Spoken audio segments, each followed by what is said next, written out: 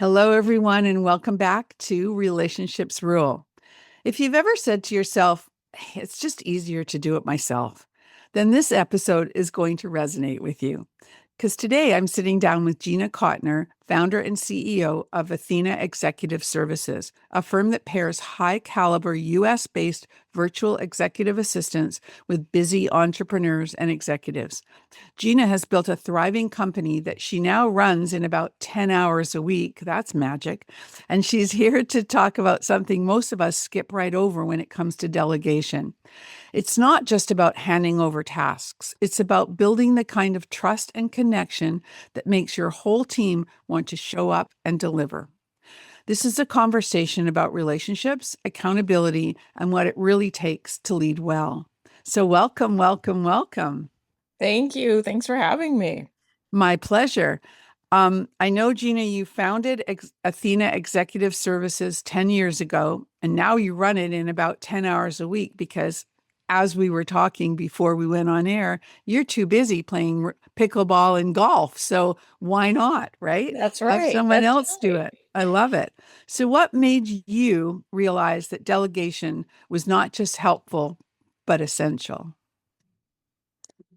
Boy, when I wasn't looking to be a founder of this business, I simply was an executive assistant for a CEO. Ah, okay. Um, and that's where this all started. And, one thing led to another, as often happens. And somebody said, "Hey, just find me somebody else like you." Right. Then Oh, there were yeah. two of us, and then there were three of us.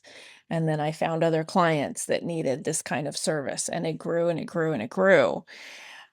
But if people didn't delegate, we didn't have a business, right? If Right. people are unwilling to delegate, or they don't delegate enough, or they're stingy in their delegation, it's very hard for us to be great, to provide great executive assistant services.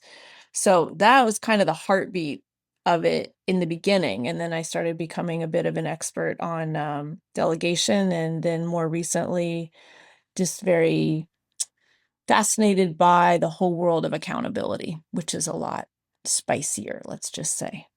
Okay, so we'll get into that, I think.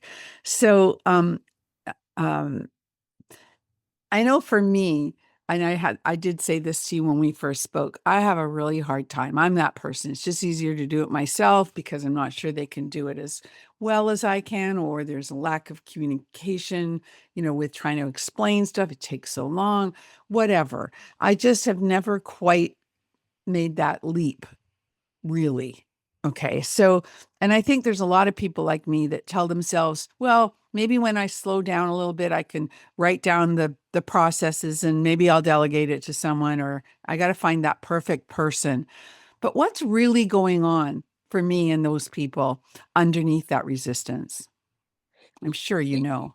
Well, I don't know. I'll give you my theory. It's definitely Okay. my theories. I don't know where this particular phrase came from, but one phrase that I finally started adopting was better done than perfect. Yes. Yes. And once I started venturing out into delegating within my own business and experimenting, and I was where you guys are too in the beginning, like, I don't know if I can turn over invoicing. What if there's a mistake? And now we have an Yeah. upset client. And then I just, da, da, da, da. But I would have this thought like, okay, but what if this person even did it 80% great, or Hmm. they even got it 80% done? While I was doing something else. Now, at the time, it wasn't pickleball and golf, right? It was working on the Right. business. But Right. even that was very exciting. And I ran this business for a couple years before I had my own EA, my own executive Hmm. assistant. Hmm. And so once I got my own executive assistant, I was like, whoa, this really is a game changer. Holy cow. But I think what I started getting excited about was, okay, right now, I'm talking to Janice, but my Hmm. executive assistant is doing something else at the same moment. So I feel like there's two of me. Yes. So I And started, he or she is doing something that you don't like to do, probably. there's Maybe. that. That's Yeah. a whole other element Okay. called, oh, the things you're not good at, the things Yeah. you resist, the things you keep kicking the can down the road, going, I'll get to that, I'll get to Yeah. that. Yeah. That is Never get also done. very thrilling to be like, So my EA's name is Corrine, so I may use her name and not. Sure. You're like, well, let's have Corrine do that. And then sometimes people say to me, oh, I don't even want to delegate that thing because that thing's so awful. Like, who would even want to do that? But lo and behold, you'd be amazed. Like executive assistants are like, give me that, give me that, Yes. give me that. So yeah, definitely the things you're not good at, but even the things you're great at, but you hate doing, Yes. if you don't have to do that, Hmm. how much more energy you have at the end of the day. Okay, so it's not on my notes here, but it makes me think of um those who are, born to know how to do these things, those who say, give me this, I'll handle it. I know exactly what to do. Um, are those people, because I think we talked about this too, that I believe that people have innate gifts, and there is a gift that is that service, to be of service, that they can actually um, do it better or do it smarter, or they're going to say, hand it back to you and you say, I never even thought to do it that way. That's amazing. So they take initiative. That's a skill that I don't see very often in support. Yeah. And you want to, anybody who's listening to this who's shopping for support, you want Yeah. to vet that. You want to shop for that. And I would say, even the next level, I want critical thinkers. I want to be surrounded Oh, by people really? who will take initiative, and I want people to think. I need more thinking power, right? Or Hmm. collaborate with AI, or, right? All the Hmm. different ways of doing critical thinking and taking initiative. Yes, absolutely. You want to vet and screen for that. You know, I mean, that's what we do, right? So as an agency, that's a Hmm. big thing we're looking for before we bring somebody on our team as an executive assistant, Yes. before we hand them over to somebody, is what is your ability to be shoulder to shoulder with a leader or an executive? Because that takes a certain amount of confidence Yes. and like chutzpah to Yes. say, Janice, if you ask me to move that appointment one more time, we're going to have to talk. Let's just tell the Yeah. truth. You actually Yeah. don't want that appointment. You're actually not going to Pilates, or you're actually not Yeah. going to call the Johnsons, or right. That's a little Yeah. different than like overseas quote unquote VA support, what I would call. So Hmm. when Hmm. you have a real executive assistant, I don't know, for me, Corrine is like, I don't know, sometimes she's like my boss, sometimes she's like my mom, sometimes sometimes she's just that other voice that goes, Are Gina, you here sure are you your want to three hear that? options. Yeah.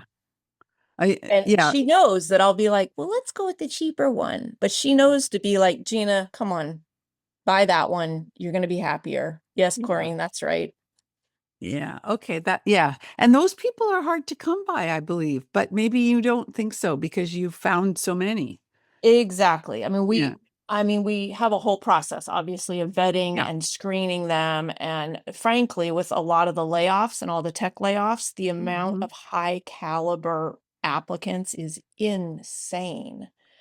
And the amount of people who want to work from home, right? Yes, They there's want to be that able to too. partner with a great executive, a great leader, Yeah. be at home, pick up the kids after school, and they're very, very smart. And so they they are out there, but it's a matter of expect looking for that. If you look for that, Well, you will find them.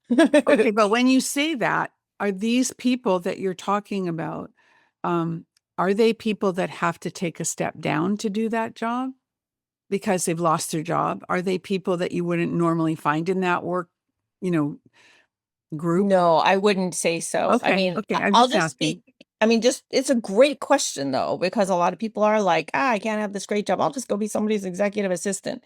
Yeah.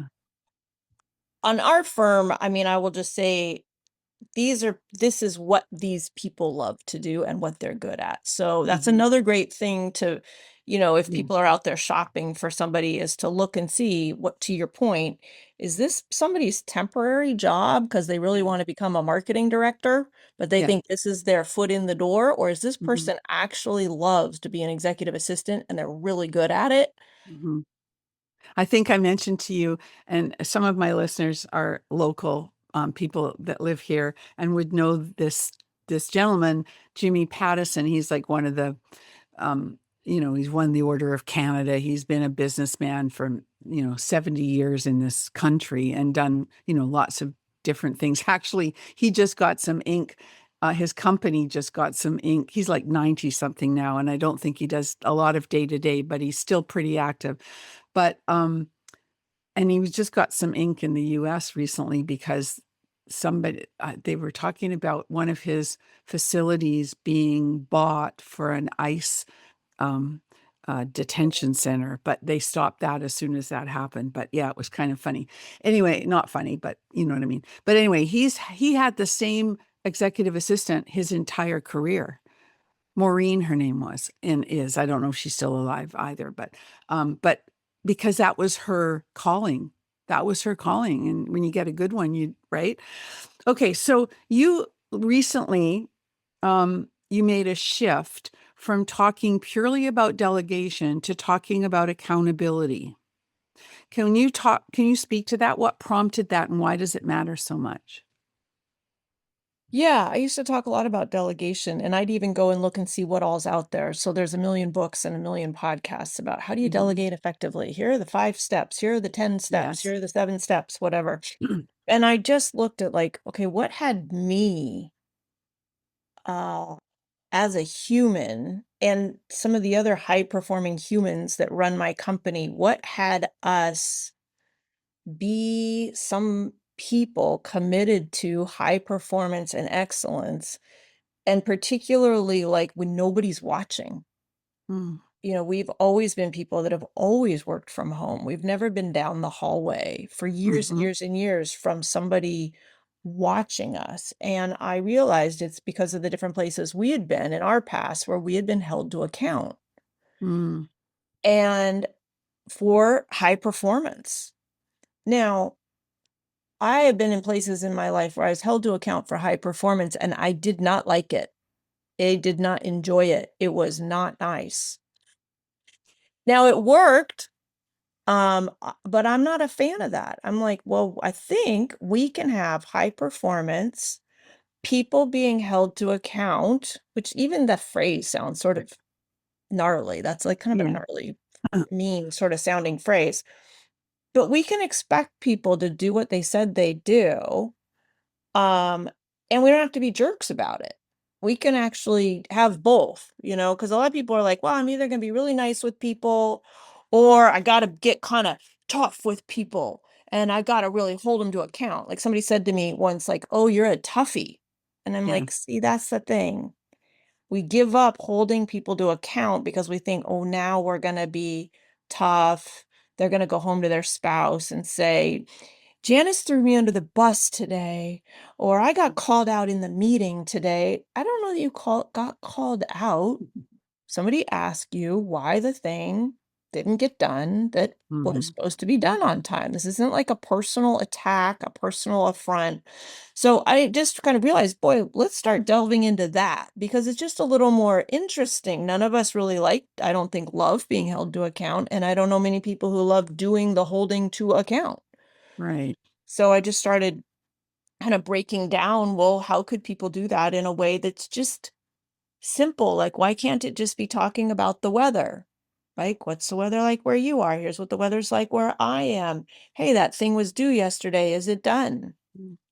Yeah. Why So does it to have such weighty significance? So then I started breaking that down and we started talking about that.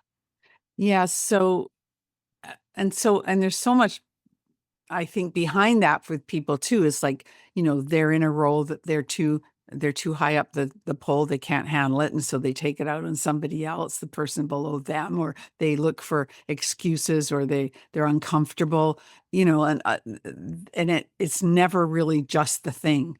There's always and I would imagine, I don't know this for sure, but I know that you were involved for many years with the company called Landmark. And I never took the landmark training, but I've taken similar personal development things, and I've been around a lot of people who have taken landmark training, and I know that especially when you've been there as you were for many years and involved in the course um, were you involved in the course development stuff? I just There's stopped all myself. kinds of Yeah, stuff you that did I a was lot of involved different things. in. I know, Yes. that's right.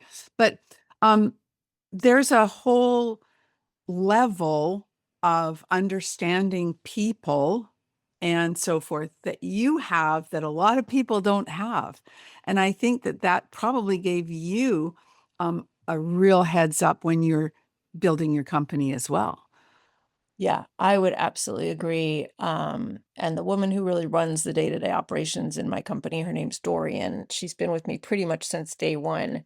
She had a similar background, and she's an incredible people developer. She's the Mhm, director of people. And a mhm, lot of it is because of what you said. We got our own, I don't know, we got our own MBA, so to say, in the design of humans. Like mhm. how are humans wired? And why are Yes. we so, why is that, being held to account such an affront, and talking about the weather isn't? I mean, like, why are certain things so meaningful? So yes, we had a Mhm. deep background in personal development, which completely helped. I mean, was a major factor, I think, in what got us off the ground. Yeah, it has to be. I mean, I think Yeah. so. When I'm doing training with my clients on LinkedIn, for example, and this happened to me this morning, actually, an example of this. So it's not as complicated as hiring somebody. It's like, okay, you got to meet new people and you're going to do it through LinkedIn. And so, how are you going to do it? There's different strategies that you can use, but they all actually come down to you want people to you want to meet new people or you want to re-engage with people you already know and you want to find out what's going on in their life. You want to have a conversation, you want to bring it to the present, you want to see if you can be of service. All of these things that are all about getting you more business or moving you into their connection base and seeing if you can get introduced to someone that might, all of that stuff. But it all comes down to conversation and knowing how to talk to people and knowing what kind of questions to ask. And I'm actually floored with how often people don't know how to do that. They don't know how to have a proper conversation. And this girl today was showing me a conversation in messaging, and it started off okay, and then I could tell that this person wasn't answering the question. She wasn't getting hooked into what this person wanted her to, and then she kind of gave up at the end because she said something like, okay, well, have a great day. But she didn't ask her, she ended it without realizing she was ending it because she didn't ask another question. You have to be curious. You have to keep things moving, but not so much for you, but to draw them in and to build some trust, which is what I think you were talking about too, or we should talk about with um the trust factor. So yeah, it's fascinating to me how people don't see the relevance of communication being so key. So, Yeah. And I yeah, mean, curiosity is such a key. And so that's sometimes what slows me down. Like, Gina, slow your I know. roll, Yeah, get curious, yeah. right? Because I mean, I think another way of saying some of the things you were saying is like, I'm always looking at, okay, what's of interest and importance to this person? Mhm. Because it's not me, and it's not my business, and it's not what my business is trying to sell. So what is like, I got to get curious. What's of interest or importance Yeah, to this? What are they dealing with? What are yeah. they, ha ha ha, and that requires asking questions. And I'm Mhm. always trying to lead from asking. I know one person in my life who can literally have an entire conversation with me purely by asking questions. And it takes so much discipline and thought. Like, it's thoughtful, not thoughtful like kind, but it is a thinking, thought heavy conversation to actually have yourself keep asking questions and keep generating your own curiosity, because the brain is not really interested in that. The brain's like, it just wants simplicity, comfort, familiarity. Like, oh, this isn't going to go anywhere. Okay, have a good day. Bye-bye. It's not like, oh, well, let's go be a little vulnerable. Like the brain has no interest in like, let's be Right. a little vulnerable. Let's go ask some questions. Let's go be curious about something we don't know.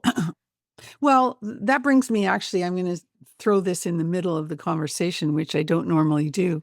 But do you think curiosity is innate or learned? I think, well, at this point in my life, it's definitely learned. Now, I Okay. bet you I was not born that way. I bet you I bet you we're all born curious, right? I mean, you just think of like a toddler or Okay. an infant, Yeah. what's this and Yeah. what's this and what's this and what's Yeah. this, and everything is just fascinating, and don't make me leave and don't make me go somewhere Right. else because everything right here is just fascinating. But then the older we get, and again, the brain is like just constantly wanting to keep us safe. Like we're so like, no, I've got it all figured out. I know. Well, yeah, and there's no right or wrong answer because I hear that both sides, I hear that it's both, I hear it all. But when we got on this call today, I told you I was trying to come down from this boot camp that I'm taking around AI. And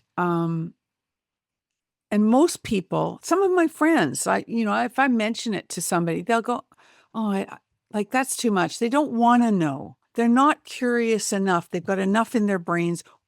They're past it, whatever. Just, where are we going for dinner? And, that's it. And I just that's not who I am. I'm curious about everything. So I can't relate to that. I want them to, I want to share it, but not with them because they're not interested. So I find it is very individual. And that whether you have the gene or whether it's learned or whatever, right? So anyway, okay, what does it add? Okay, so how would you describe what would it actually look like with a new? Okay, we've decided I'm going to bring it on an executive assistant, and I get you to help me find the right mix, or the right fit for me, because I guess that's what you're going to do. You're going to help me find the right fit. So, um, and we do. So, what's your advice to help build that relatedness with that person to make it work like both ways? Like, what's the advice that you tell your new client? Well, try working with this person, or let me know what you think, or whatever. I don't know how you would do it, but Yeah. Well, how we do it is we literally determine this is your person. So okay. yeah, So, a million I know. questions been asked before that. Yes. Oh, Okay. we have vetted and screened this person. We've vetted and screened you. And Yes. then we go and we make this partnership. So, Okay. and this partnership, if we've done our job, which we're like 95% great at, you will ride off into the sunset with this one Pretty human. good. Okay. Um, Now, so what's your role as the executive or the leader or the Mhm. boss? Again, if you've hired what I would call a high caliber EA, you should, in my book, be free to be however the heck you want to be. Now, Okay. Be you. you know, Yeah. like Just be you. I just talked to a brand new client of ours. Now it's partly because I'm a client of hers. She's a doctor and I'm like Yeah. she's one of my doctors. Yeah. She just got a brand new EA from our crew today, this week, and I said to her, I said, "Jessica, I'm just gonna tell you some unsolicited advice. You should start throwing the house and the kitchen sink at Nathan." I said, "Nathan can handle it. Just give way more than you think that guy can handle, because then you're gonna find out what he's capable of." Okay. So that's one approach. Now that Yeah. might just make people crazy, but that is to the degree that you can. If you think you're going to give somebody 3 things, give them 6. Yeah. Because then they're left, well, I'm done. Now what do I do? And you've got to find things for them to do. And that's not the right way to go. Yeah, it could be that, but it also could be that they can't actually do the 6, but they do 5. Yeah. And you're like, oh, okay. Or you've one big project and you're trying to just give them all the little steps. Don't give them the little steps. I want to get, I want to get from Vancouver to Calgary. Like, just give them the where we want to get to. This Mhm. is the end game. Mhm. I think one of the biggest things I would say in effective delegation is then make sure they know this project is now theirs. This is now yours. I now work for you. Mhm. You don't work for me. Now I'm in the business of ensuring you win. Mhm. I am on your side. I'll get you what you need, but I am in service of you winning. Now, a lot of times you've delegated something they have never done before. So I'll say to Corrine, I know you've never done this before. How do I know I've never done this before? But this is your baby now. I need you to drive me and tell me what you need. So step one for me is always, this is yours. Mhm. And then I literally say, what do you need from me? Mhm. Or what questions do you have for me? Mhm. And the word what is so important because then somebody has to look in their head and go, well, what questions do I have? Do I have access to the software? How much is the budget? When do you need this thing done by? Blah, blah, blah, blah, blah. Now you as the boss are in the position of just answering questions, which is so much more lovely and frankly relaxing than having to be the one that has thought through the 20-step process from how to get from here to Calgary. If Mhm. I have to do that, I might as well do it myself. Mhm. I figure I'm paying you to think. So, Corrine, this is the project. Okay, what do you need from me? And then I just sit back and I just answer questions. And I keep saying, what else do you need? What other questions do you have? What else? I just keep saying, what else, what else, what else? Until they go, nothing else. I say, Okay. okay, great. Now, why do I harp on the word what? Because a lot of times people will say things like, so anything else? Do you need anything? The word any really shuts things down in a conversation. Anything else about that? Mm. You don't want to say there is something. Yeah. It Yeah, can. no, I'm good. Yeah. My people always go, no, I'm good. Okay, so we'll talk about that next Monday. Yeah? Yeah. Now you haven't caused anybody to do any thinking. Yeah. And that's always my concern. Are you just yesing me? Or Yeah. is there thinking having gone on over there? So, So those are a couple of the keys I would say that I start with. um, so I have a comment here, a question here that we've sort of talked around, but let's take it from this angle too. A lot of people worry that being warm and caring with their team, with their assistant, means that they can't also be direct or hold a high standard. So you did talk about this a little bit, but Yeah. you want to What? Yeah, reiterate? Yeah. I do. Well, one makes the other possible. So the more of a rich relationship I have, what I would call a background of relationship that I have with somebody, the longer that is, the more authentic that is, the more real that is, gives me way more platform or bandwidth to hold them to account. Why? Because they know what I'm dealing with is their performance, their actions. I'm not poking at them, the human I love, I care about. Why? Mm. Because I've been demonstrating that for weeks or months or years. Mhm. So my staff cannot, with any integrity, go back to their spouse and be like, Gina just really, rah, rah, rah. She was, all of their husbands and wives and partners would be like, I doubt that. No, I can be really straight and really firm with people about their performance, about Mhm. their actions, about the things they did, Mhm. not them. I always assert the human is fine. We're just dealing with the steps, the Yeah, projects. that takes me like I have a 6-year-old granddaughter, and it's like looking at children again and saying, like, you're not a bad child, you did a bad thing or you did something that wasn't, appropriate, Yes. but that doesn't mean you're Yes. a bad person. That's when they have to learn that back. It, But it's the same thing. The it other totally is the same thing. Yeah, the other thing that comes up for me is you keep saying this, and it's so funny because, again, back to this course that I'm taking, um, you keep calling these people the humans. And in this course I'm taking, she keeps saying the person leading it is saying that the humans, she keeps referring to the humans versus the AI employees that she's creating, and she's showing us how to create. It's mind blowing. However, I want to know how that's fitting into your industry right now too. So because it's everywhere. So we have to, it's not like the elephant in the room. It's kind of out there, um, um, overtly. So it's got to affect your business, I would think. So has it yet, or how is it affecting your business?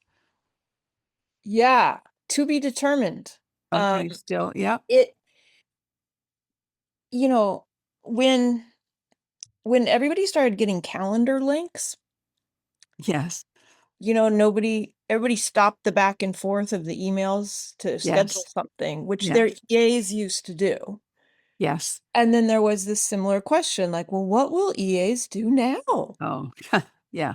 And the EAs were like, hallelujah. Like, Yes, I'm not implying that it's going to do them out of a yeah, job, but it's going to change what they do.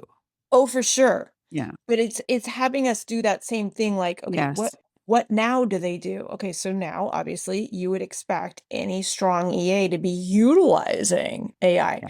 The quality of the work that I'm getting back now from my EA, I'm like, oh mama, like you are brilliant. That's brilliant. And then, I know what she's working with. So every now and then I'll be like, oh, give it this one other tweak. Let's just try this one other angle. Like I'm now in the game with her Yes. Yeah. about it. So yes, now, and then there will be people who will, they won't need us because they will put together an AI employee. Then there will be people, as there are with every technological change, who want nothing to do with it Exactly.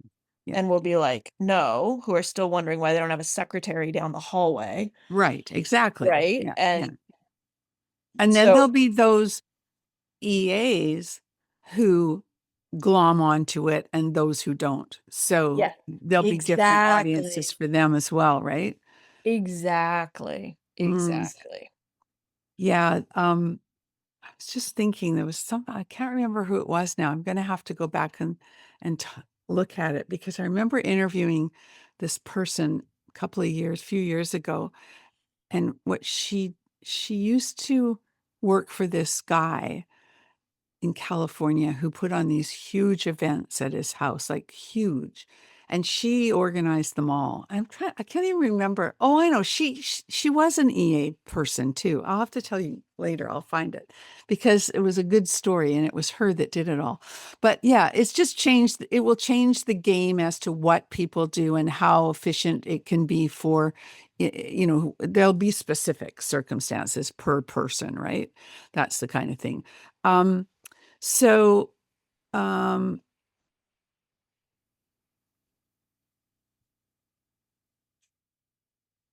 okay, this is an interesting question. You work with executive assistants who are, as we both have said, wired to serve.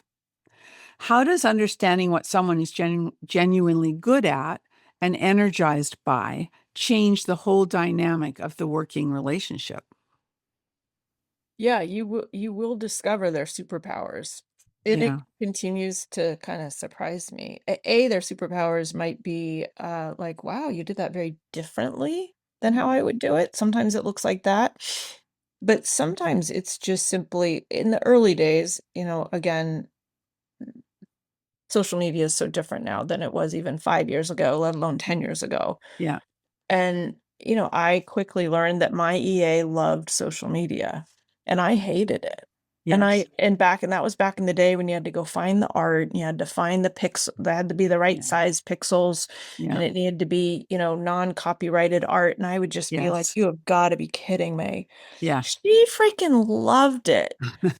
So it's so easy to give work to people when they love it, when they're excited about it. Yes. When they're not excited about it, I just am simply empathetic. I'm like, and I always ask them, are you willing? I would say, are you here's what's wanted Okay. and needed. Are you willing to do this? Because I want to know.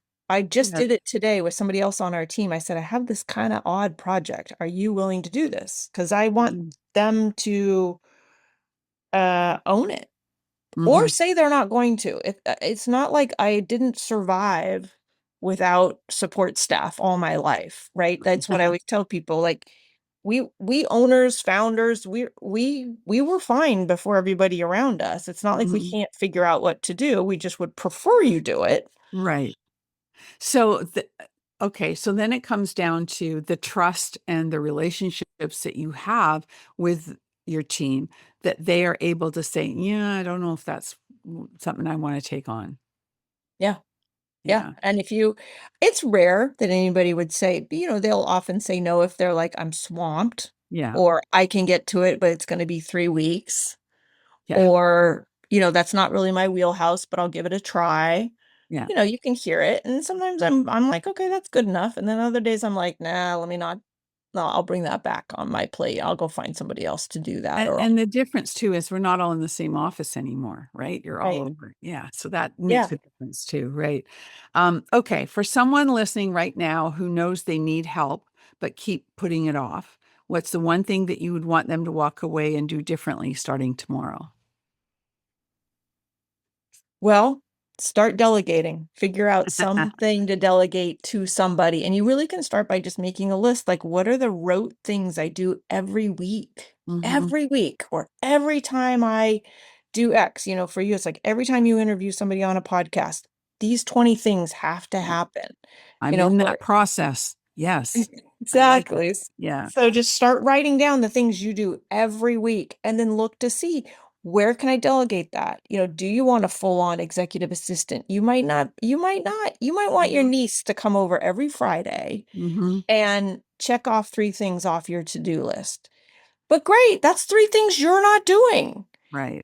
And maybe all that buys you is 1 hour. Fine, but that's 1 hour that you're now Bonus. free to Yeah. do Bonus. something else. So you Right. just start, even if you go to Upwork or Fiverr or Hmm. however, figure out how to delegate. And certainly some people listening probably need a little bit of training in saying no. That will also help, right? So when Hmm. you're the person who's always getting asked to do everything, you could say no, or you could say, yes, I'll help somebody do that, right? But just Right. another way of unburdening yourself is to not burden yourself in the first place. Yeah, that's good advice. Um, so I think, are you in the process of writing a book?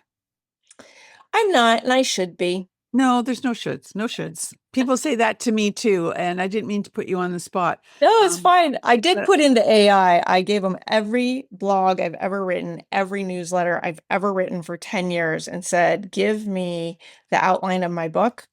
It was pretty darn good. It was pretty good. yeah, it's amazing, right? And did you also, just out of curiosity, could you say, or would you ever say, um, I'd love to write in the same style as so and so or so and so, and then get it from that perspective. If you ever, sometimes, it just, it's fascinating to see how much it can do. But yeah, no, I've never wanted to write a book. I've been in a couple of compilation books, but I'd rather talk on a podcast actually than write a Yeah, book. But yeah, yeah. there's no shoulds, Gina, no shoulds. So last couple of just quick fires, and then we're going to wrap it up. How do you like to get your information these days? Do you read hardcover books still? Do you read on a Kindle? Do you do videos? Do you do audiobooks? What do you do? You play Uh, golf, I know. yeah, I know. I play golf. No, truthfully, they're just, this might just sound so old school, but there just are some newsletters I really like, and I never get to read them all. There's some Mm-hmm. people's Substacks that I like, and Yep. of course, I don't nearly get to read nearly as many as I would like. But when I'm kind of just waking up in the morning, I usually absorb a The couple. Yeah, that Couple good high quality newsletters. that's perfect. I love it. Because people are doing that a lot these days, and there's so many of them out there, right? Um, I asked you my curiosity question, and mm, what's what's the one thing that you see changing for you? I don't know, in the next couple of years, less than 10 hours a week, or opening up a Yeah. category of something, or Yeah, I tell you, every 6 months I have a different answer to that question. Where are we in 2 years? And part of me says, "You know what?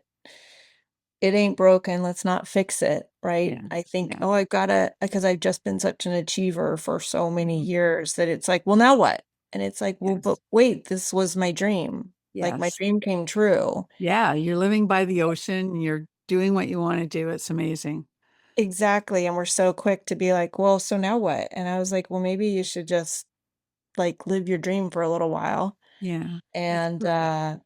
then we'll see." I got another 50 years to go, so There you go. Yeah, to be fantastic. determined. Well, this has been amazing. Thank you so much. I loved talking with you. And it kind of reminds us, um, speaking to my listeners and viewers now, it reminds us that the way we treat the people around us at work, it's not separate from our results. It's the reason for them. So when we slow down long enough to invest in real connection, delegation stops feeling like a risk and starts feeling like relief. And I have to internalize that a little bit more, but I get it. I think it's the way I want to go. So if you want to learn more about Gina and the work that she does at Athena Executive Services, I will put the links in the show notes below. Is there anything specific that you would want, Gina, like to point them to? Or Yeah, on our website, you'll see something if you want to, talk with somebody, chat with somebody for 15, 20 minutes about your specific situation. You'll see buttons on the website to get to that, and then if you wanna find me, I'm really easily findable out on LinkedIn, and I respond to everything. perfect. If this episode spoke to you, I would love it if you would share it with someone in your world who needs to hear it. And so until next time, remember, it really is all about relationships. Thank you again, Gina. Thank you. If today's show inspired you to make a new connection, why not start with me? Head over to LinkedIn and connect with me. Be sure to let me know you are a podcast listener because I select one listener each month who connects with me on LinkedIn for a complimentary profile audit. Don't forget to stay connected and be remembered.